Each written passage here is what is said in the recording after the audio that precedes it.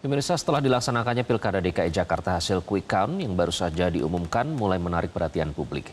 Meskipun hasil sementara ini tidak bersifat final, mereka memberikan gambaran awal mengenai siapa yang mungkin akan memimpin Jakarta ke depan.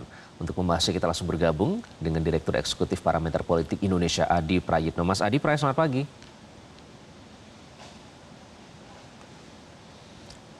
Mas Adi Pray masih di mute. Apa kabar Mas Adi? Alhamdulillah baik Mas. Alhamdulillah baik dan terus memantau ya. Mas Adi Pray khusus di Jakarta nih. Sudah bisa dipastikan belum sih pasangan Pramono Rano Karno ini akan menang? Karena kalau kita melihat marginnya kan tipis ya. Apakah bisa dipastikan nanti akan muncul dalam penghitungan suara resmi? Kalau bicara tentang apakah pasangan Suswono dan RK kalah misalnya, ataupun bisa diungguli oleh paslon nomor 1, yaitu Pram dan Sidul, itu kalau kita membaca hasil quickcount itu tidak bisa dibantah karena selisihnya misalnya kurang lebih sekitar 10%. Atau misalnya jika dibandingkan dengan paslon nomor 2 Dharma Pangrakun dan Kun, tentu saja Pram dan Sidul ini kan unggul secara signifikan di kisaran angka 40%. Oleh karena itu kalau kita membaca hasil quick count, kalau hanya bicara soal siapa yang unggul, Pak, bisa dipastikan yang unggul itu adalah paslon 1, unggul dari kubu nomor 1 dan kubu nomor 2. Yang menjadi tanda tanya itu adalah apakah pilkada itu akan berlangsung 1 ataupun 2 putaran. Kalau membaca hasil quick count memang rata-rata itu 50 ya, ataupun ada yang 50,0%. Bahkan saya semalam rilis quick count terbuka parameter politik itu, hasil akhir yang didapatkan oleh kubu nomor 3 Pram dan Rano Karno itu adalah 50,2%, yang saya kira dalam konteks itu tidak bisa kita mengambil kesimpulan apapun apakah Pilkada Jakarta 1 ataupun 2 putaran, karena hasil yang didapatkan itu kan masih dalam rentan margin of error. Jadi dalam konteks itulah saya kira memang kita harus nunggu pada akhirnya hitung resmi ya yang akan nanti dilakukan oleh kawan-kawan KPU di Jakarta. Tapi satu hal, bahwa berdasarkan hasil quick count pula bahwa paslon 3 itu mengungguli paslon nomor 2 dan nomor 1.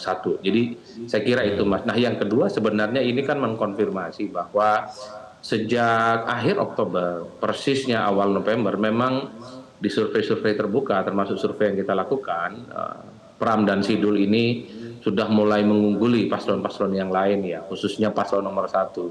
Karena memang Pram dan Sidul ini kan sudah mendapatkan momentum politik, mendapatkan dukungan yang semakin berlipat ganda, terutama dari dukungan Anies Baswedan ya, melalui anak-anak Abah yang saya kira ini bisa menjelaskan kenapa perolehan elektabilitas mereka itu kan mencapai 50%. Oleh karena itu, dari berbagai hal, saya kira memang tidak terlampau mengejutkan ya soal perolehan pilkada di Jakarta, karena memang rata-rata secara umum kalau kita mau cek memang sejak declare dan diusung oleh PDIP dan Hanura, pasangan nomor 3 ini selalu mendapatkan respon yang cukup baik, elektabilitasnya selalu menaik dalam cukup waktu, signifikan naiknya dari 0%, 10%, 20%, dan pada akhirnya kemarin kita saksikan bersama elektabilitas ataupun perolehan suara yang didapatkan oleh Pram dan Sidul versi quick count itu kan hampir luar biasa, kita ceknya 50, sekian %. Jadi di situ Mas konteksnya saya membaca.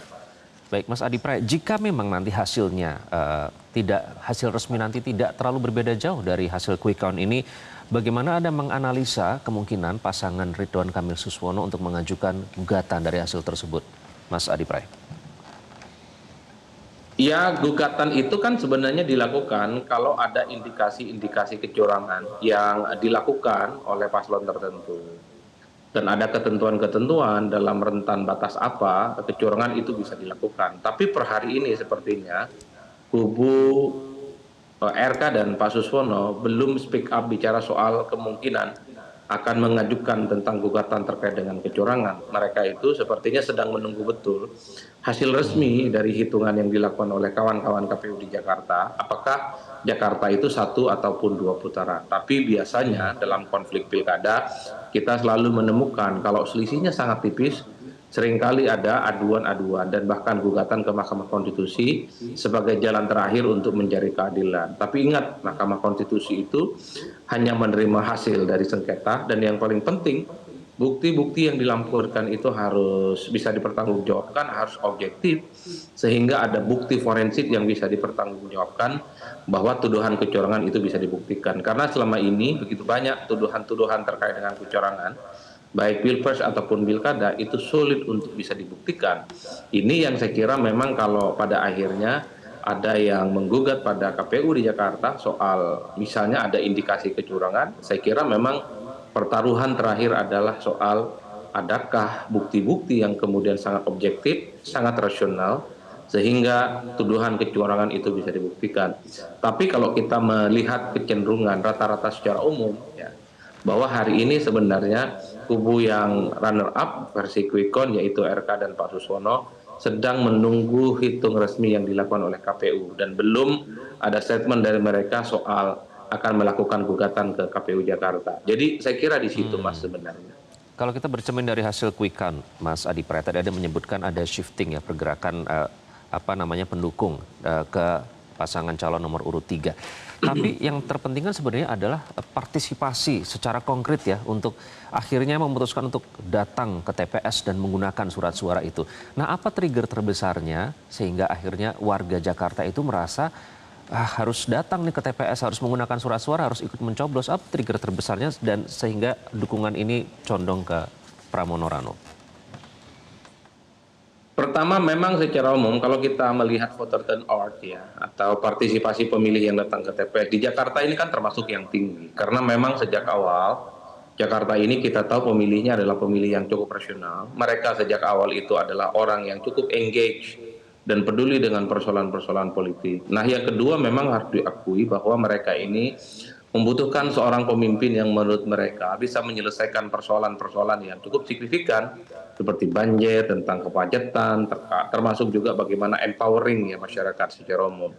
Saya menduga ya kenapa misalnya paslon nomor 3 ini unggul versi quick count karena memang pertama nyaris tak ada resistensi apapun dari warga Jakarta. Jadi Pram dan Sidul ini justru mendapatkan tons yang positif, terutama pada Sidul yang dinilai sangat identik dengan warga Betawi ya, karena Sidul ini kan sejak awal adalah sosok yang personifikasi politiknya dianggap mewakili bagaimana wajah politik Betawi. Itu adalah faktor yang utama. Yang kedua memang sejak awal Sidul ini kan disukai karena faktor figur beliau yang kita harus akui sebagai sosok artis yang sebenarnya sejak lama sudah malang melintang dan cukup melekat dalam pikiran pemilih di Jakarta. Nah, tapi faktor yang kedua ya saya kira memang ini juga menunjukkan betapa mesin politik PDIP itu cukup solid ya. Dan yang ketiga untuk menutup bagaimana elektabilitas mereka versi quick count yang sudah mencapai 50% sekian itu tentu harus diakui bagian dari dukungan dari anak-anak Abah yang saya kira di mana dukungan Anies Baswedan di detik-detik akhir itu juga memberikan efek politik yang saya kira cukup signifikan. Jadi tiga hal itu yang menurut saya paling mungkin bisa menjelaskan kenapa misalnya paslon nomor 3 itu unggul versi quick count. Di samping misalnya ada sedekah elektoral dalam tanda kutip yang itu dibuat oleh kubu 1 terutama dengan sikap blunder yang dilakukan terutama soal menyangkut statement-statement janda yang kemudian dinilai menistakan dan tidak terlampau menghormati hak-hak perempuan. Jadi hal-hal yang semacam itu yang sebenarnya bisa menjelaskan Mas kenapa misalnya Pram dan Sidul itu unggul dalam versi quick count. Tapi secara prinsip menurut saya justru menarik kalau Jakarta itu ada 2 putaran. Disitulah kemudian menurut saya akan terjadi pertarungan yang sesungguhnya karena RK dan Suswono akan menggunakan segala cara untuk memenangkan pertarungan termasuk misalnya akan menggandeng paslon nomor 2 yaitu Dharma Pangrakun dan Kun yang memang elektabilitasnya 2 digit 10% yang menurut saya juga ini adalah satu hal yang menjadi kejutan karena berdasarkan prediksi survei-survei sebelumnya kita tahu bahwa suara Dharma Pangrakun dan Kun ini tidak lebih dari sekedar 4 ataupun 5%. Jadi di situ Mas menurut saya kalau kita membaca angka-angka politiknya. Ya, sebaliknya Mas Adi Pray, bagi pasangan Ridwan Kamil dan Suswono, apa yang membuat mereka ini akhirnya gagal? Paling tidak menurut hasil quick count, akhirnya gagal untuk mengejar pasangan Pramono Rano ini. Padahal kalau kita lihat sudah di-endorse Pak Jokowi dan kemudian juga secara mesin parpol juga dukungan yang didapatkan tidak sedikit begitu. Dan juga exposure yang terus-menerus. Apa yang membuat mereka akhirnya gagal mengejar angka ini? Ya pertama memang Pak Ridwan Kamil dan Pak Suswono ini kan trennya menurun ya. Pertama dua sosok ini dinilai mewakili kubu pemerintah yang mendapatkan dua perlawanan luar biasa ya dari kubunya Anies yang berkongsi dengan kubunya Pram yang secara politik mereka ini menemukan titik temu efek Pilpres 2024 yang dinilai tidak adil ya pada Anies Baswedan dan tidak adil pada PDIP yang mengusung Ganjar Pranowo. Jadi titik temu politiknya di situ. Yang kedua memang harus kita akui bahwa ada resistensi ya, dari berbagai masyarakat yang ada di Jakarta kepada kubu RK dan Pak Suswono. Misalnya ada beberapa kunjungan di beberapa titik yang dinilai itu kan sebagai bentuk kekecewaan dan penolakan. Dan yang ketiga sebenarnya Mas harus diakui bahwa persoalan blunder ya janda statement-statement yang dinilai menistakan agama itu adalah menjadi variabel yang saya kira menjadi sesuatu hal yang tidak bisa dielakkan. Kenapa misalnya ada eksodus ya dari pemilih RK itu kubu Pramono Anung karena warga Jakarta menganggap statement-statement yang dilakukan oleh kubu nomor 1 khusus calon wakil gubernur Pak Suswono itu kan dinilai sekali lagi itu tidak mencerminkan sebagai calon yang dianggap rasional dan masuk akal.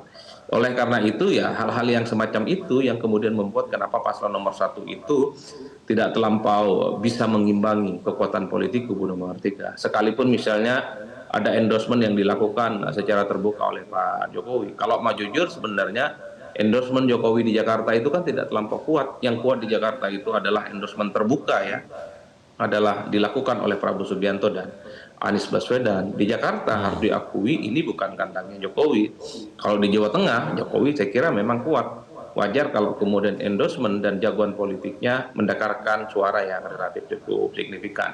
Jadi variabel-variabel ini yang menurut saya bisa menjelaskan kenapa pada akhirnya RK Suswono harus mengakui keunggulan yang dimiliki oleh Pram dan Sidul. Baik. Banyak variabel sebenarnya yang bisa dihitung satu persatu. Nah termasuk misalnya mesin politik Kimplas itu kan kelihatan sekali tidak maksimal. Yang kelihatan itu mungkin hanya satu ataupun dua partai yang sejak awal cukup konsisten, cukup agresif memberikan dukungan politiknya kepada RK dan Pak Suswono. Tapi sekali lagi kalau Pilkada nanti kita akan Jakarta bahas itu lebih lanjut Mas Adi Pres soal ya. kinerja dari mesin politik. Nanti kita akan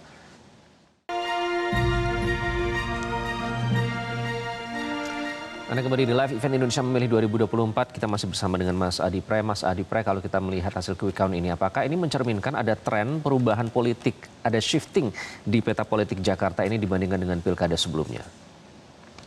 Ya, saya kira ini yang menurut saya sejak awal mengkonfirmasi bahwa petahana ataupun orang-orang yang selama ini biasanya dinilai punya elektabilitas kuat di survei-survei itu terbukti kalah. 2017 kita tahu bahwa Ahok sebagai petahana saat itu dengan elektabilitas paling menjulang dijagokan menang pilkada dengan cara mudah melawan AHY dan Anies, nyatanya juga terjungkal.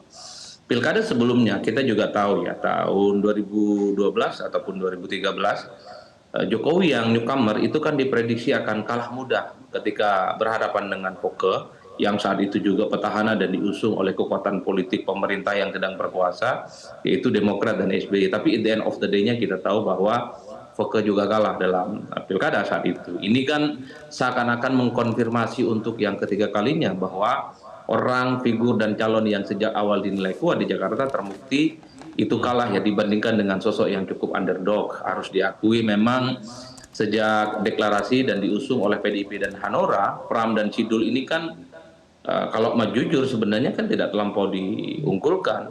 Bahkan banyak masyarakat yang sebenarnya cukup kaget ya karena memang sosok Pak Pram ini relatif tidak dikenal di Jakarta dibandingkan dengan figur-figur yang lain. Tapi seiring dengan perkembangan waktu memang harus diakui tren yang terkait dengan paslon nomor 3 ini kan naik secara signifikan. Mereka mendapatkan momentum, mereka mendapatkan dukungan yang cukup luar biasa. Dan yang paling penting pada saat yang bersamaan kubu nomor 1 itu RK dan Pak Suswono saya membaca ya selain memang mesin politiknya itu tidak terlampau maksimal, saya melihat rata-rata secara umum terlampau confident bahwa mereka itu akan memenangkan pertarungan secara politik karena satu diusung oleh begitu banyak dukungan partai politik, yang kedua karena di-endorse oleh Jokowi, dan yang ketiga karena mungkin merasa bagian dari kekuasaan politik hari ini. Jadi hal-hal yang semacam ini sebenarnya menurut saya menjadi penting untuk melihat kenapa pada akhirnya Pilkada Jakarta hari ini yang unggul sementara versi quick count itu adalah Pram dan Sidul dibandingkan dengan RK dan Suswono yang sejak awal cukup dijagokan dan elektabilitasnya memang paling tinggi. Baik, Mas Tapi Adi. sekali lagi pemilih di Jakarta itu cukup dinamis dan paling sulit untuk bisa diintervensi oleh siapapun. Inilah yang Baik. kemudian bisa menjelaskan bahwa politik itu bukan soal kuat-kuatan di survei di awal, tapi yang paling penting adalah bagaimana surveinya itu naik, mendapatkan posisi yang positif, dan kemudian memenangkan pertarungan. Dan saya kira itu dilakukan oleh kubu nomor 3. Baik, terima kasih Mas Adi Pray, Direktur Eksekutif Parameter Politik Indonesia sudah bergabung dengan Metro TV. Terima kasih Mas Adi. Dan jelajahi cara baru mendapatkan informasi. Download Metro TV Extend sekarang.